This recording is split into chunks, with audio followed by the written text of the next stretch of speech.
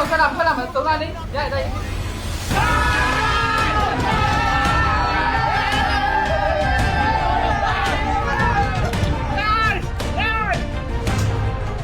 ချက်ကန်ရရတဲ့အချိန်ကတော့ကျွန်တော်ဘာဖြစ်သွားမှန်းတော့တခြားမသိလိုက်ဘူး။ဒါဆိုကျွန်တော်နောက်ဆုံးချိန်ဒီ game ကိုပဲ focus နေခဲ့တာ။လိုရတဲ့ချက်ကန်ရလိုက်လို့ရှိရင်မှလည်းကျွန်တော်ဘာနဲ့ကိုကြည့်ပြီးတော့ကောင်းလိုက်တာကဘာညာနဲ့ပျော်နေတဲ့အချိန်မှာနောက်ကနေလည်းဝိုင်းပြီးပျော်ကြတော့ကျွန်တော်လည်းဘာဖြစ်သွားမှန်းတော့မသိလိုက်ပါဘူး